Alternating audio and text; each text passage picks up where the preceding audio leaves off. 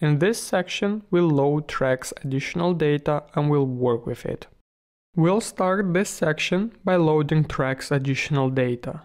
Next, we'll add caching to these requests. In third video, we'll add fallback mechanisms to data loading. In last video, we'll decrease application memory footprint by using shared objects for common data. So, in this video, we'll add a way to retrieve secondary data for each track from server, and we'll render that data on track play. We'll use 3 images. You can find them in images.zip file provided with this video. There is also a 1 pixel empty image. We'll use it as a placeholder. First, we'll have to add a way to load additional data for each track. We'll create a getById method in collection class. We'll return original year and cover attributes, computed based on track ID. Each fourth track will not have any cover. We'll return the collection instance as we'll use the same methods the collection has. Now, when server receives a GET request at track/track ID, then it asks the collection for the track with such an ID. If the track is found, then it is returned as JSON object. And if not, then a 404 HTTP response is returned. Let's start the server and see how it works. So track with ID 0, we don't have such a track. Track with ID 1, good. ID 2, perfect. Okay, now the application. We'll add this CSS so that it will be possible to display a cover image inside of play block. We'll also need this HTML code, and we'll also display track original year.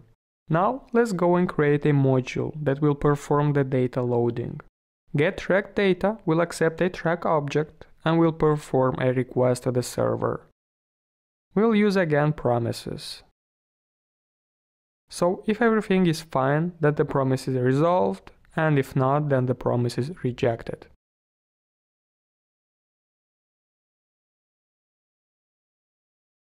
We'll ask for additional track data from player controller. It is considered a bad practice to update the view from controller. A better approach is to use MV patterns, as in section 4.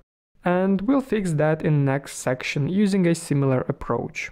We'll need references to original year, cover block and cover image DOM elements. When a track is first time played, then we'll render its additional data. Rendering additional data will ask for track additional data and will update the original year and cover. In case of an error, then we'll empty these visual elements. Setting the original year will remove the hide class and will update the DOM element text. If original year value is null, then its DOM element will be hidden. The same with the cover. Cover block will get visible by removing hide class, and image source attribute will be updated. In case that the data is not available, then the cover block will get hidden.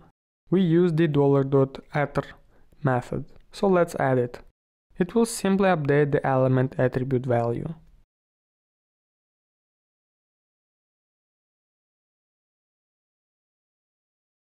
Okay, now we can test it.